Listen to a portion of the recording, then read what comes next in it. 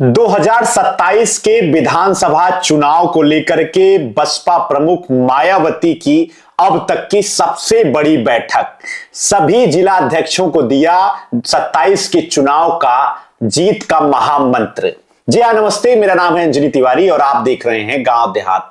उत्तर प्रदेश की 4 बार की मुख्यमंत्री हैं, बसपा की राष्ट्रीय अध्यक्षा हैं, बसपा सुप्रीमो कही जाती हैं मायावती।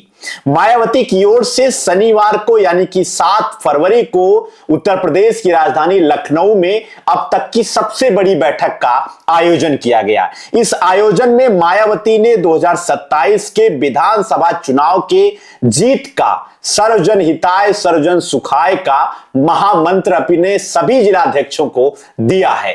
आज के अपने इस वीडियो में हम मायावती के आज के इस बैठक के उन सभी बिंदुओं पर आपको जानकारी देंगे। पत्रकारों से बातचीत के दौरान उन्होंने किस तरीके से समूचे विपक्ष पर निशाना साधा है, इन सभी विषयों पर विस्तृत जानकारी इस वीडियो में हम आपको उपलब्ध कराएंगे। सबसे पहले आपको बता दें कि मायावती की ओर से जो है यूपी की 4 बार की मुख्यमंत्री की ओर से शनिवार को लखनऊ में एक बहुत बड़ी बैठक का आयोजन किया गया। इसमें प्रदेश, मंडल व जिला व विधानसभा स्तर के सभी छोटे बड़े पदाधिकारियों को बुलाया गया था और इस बैठक में विधानसभा चुनाव 2027 को लेकर के जो है विचार प्रस्तुत किया गया, गहन विचार विमर्श आयोजित किया गया।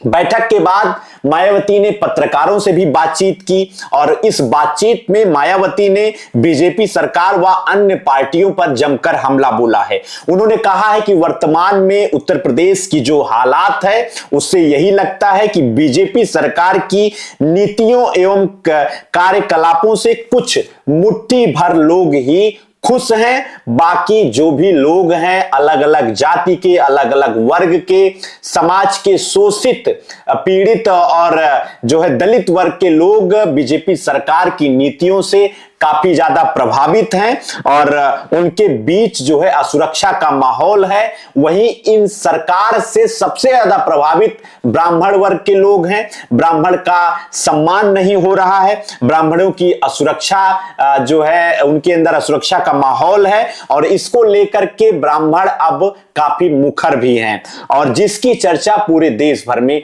हो रही है। मायावती ने अपने सभी भाषणों में पत्रकारों से बातचीत में अलग अलग मुद्दे पर अपनी बात को बेबाकी से रखा है।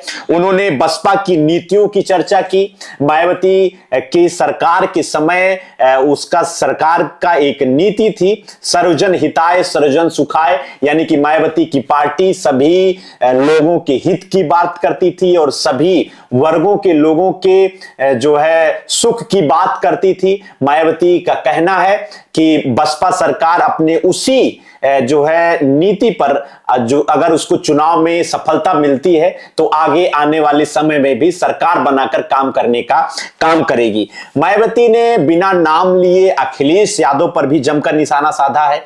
मायावती ने पीडीए पर निशाना साधते हुए इसको जो है जनता को ठगने की बात कही है। मायावती ने कहा है कि एससी, एसटी और ओबीसी के आरक्षण के खिलाफ जो है समाजवादी पार्टी का जो चाल है, चरित्र है और चेहरा है वो किसी से छुपा नहीं है, क्योंकि जब इनकी सरकार बनती है तो ये अपने वर्ग के लोगों के लिए बात करते हैं। उन्हीं के वर्ग के लोग जो है सरकारी नौकरियों में सबसे ज्यादा उपस्थिति उनकी रहती है और वो ना तो एससी, एसटी और ओबीसी की बात करते हैं और ना ही वो किसी प्रकार से समाज के लोगों को साथ लेकर चलने की बात करते हैं। इसके अलावा बीजेपी सरकार पर मायावती ने निशाना साधा है। बीजेपी सरकार पर निशाना साधते हुए उन्होंने कहा है कि उनकी सही नीयत के अभाव के कारण ही यूनिवर्सिटी ग्रांट कमीशन यानी कि विश्वविद्यालय अनुदान आयोग की ओर से सामाजिक समरसता की बजाय सामाजिक तनाव जो है इसका नया उदाहरण बीजेपी सरकार ने यूजीसी के नए गाइडलाइन पर जो है व्यक्त करते हुए उस तनाव की स्थिति को समाज में खड़ा करने का काम बीजेपी सरकार ने किया है। सामाजिक समरसता इन नियमों के माध्यम से सभी वर्ग के लोगों के बीच में, छात्रों के बीच में आपसी समन्वय स्थापित करने की बजाय बीजेपी सरकार ने यूजीसी की नई गाइडलाइन से समाज में तनाव व्याप्त करने का काम बीजेपी सरकार ने किया है। मायावती ने यूजीसी के नए नियमों पर भी विपक्ष की भूमिका निभाते हुए बीजेपी सरकार को घेरा है। एसआईआर का मुद्दा इस समय सबसे ज्यादा प्रभावी है। पत्रकारों से बातचीत के दौरान मायावती ने एसआईआर के मुद्दे पर विपक्ष की भूमिका निभाते हुए बीजेपी सरकार की नीतियों का जो है विरोध किया है। उन्होंने कहा है कि एसआईआर यानी कि मतदाता सूची के पुनर्निरीक्षण का कार्य जो भी अधिकारी किसी भी स्तर पर काम देख रहे हैं, वो अधिकारी समाज के सभी वर्गों के बीच में सहानुभूति पूर्वक काम करने के लिए हैं। वो जो है देश में चाहे वो गरीब हो, चाहे वो अशिक्षित हो, चाहे वो दैनिक वेतनभोगी कर्मचारी हो, चाहे वो महिलाएं हो, अशिक्षित लोग हो, उनको मतदाता बनाने के लिए उनको पीछे नहीं छोड़ना है। सभी का नाम मतदाता सूची में शामिल कराना है। इसलिए ये सभी लोग जो भी हर स्तर पर काम एसआईआर में कर रहे हैं, वो सभी लोगों से सहानुभूति पूर्वक काम करें और जनता के किसी भी मतदाता का वोट कटने ना पाए।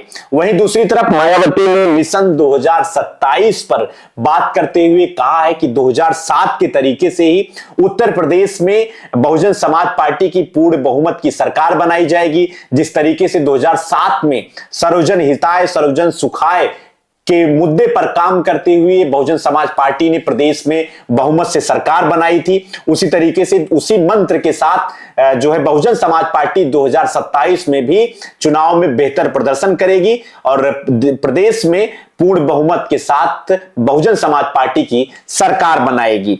मायावती की ओर से प्रेस कॉन्फ्रेंस में सभी मुद्दों पर भारतीय जनता पार्टी और विपक्ष को साफ तरीके से अल्टीमेटम देने का काम किया गया है। सभी जिला अध्यक्षों को बूथ स्तर पर और ग्रामीण स्तर पर अपने कार्यकर्ताओं को उन्होंने जीत का मंत्र दिया है। 2027 के चुनाव के पहले पंचायत चुनाव में भी उन्होंने सक्रिय रहते हुए बहुजन समाज पार्टी की सहभागिता की भी बात दोहराई है। फिलहाल मायावती की ये जो बैठक है, ये 2027 के चुनाव को लेकर के एक बड़ी बैठक मानी जा रही है। इससे विपक्ष को और भाजपा की सरकार को एक साफ सीधा संदेश देने का काम भारतीय जनता पार्टी को जो है मायावती ने किया है। मायावती की पार्टी को भाजपा की प्लान बी टीम भी कहा जाता है और इन सभी सवालों को, इन सभी आरोपों को नकारते हुए बहुजन समाज पार्टी की यह बैठक लखनऊ में जो आयोजित की गई, एक बड़ा संदेश सभी आने वाले चुनाव में देखने को दिया जाएगा। फिलहाल मायावती से जुड़ी हुई, बहुजन समाज पार्टी से जुड़ी हुई जो भी नई अपडेट सामने आती है, हम आपको एक नए वीडियो के साथ आपके बीच में पूरी खबर लेकर आते रहेंगे। चैनल पर अगर आप नए हैं तो कृपया गांव देहात को सब्सक्राइब कर लीजिए। देखते रहिए गांव देहात। आपका बहुत बहुत धन्यवाद।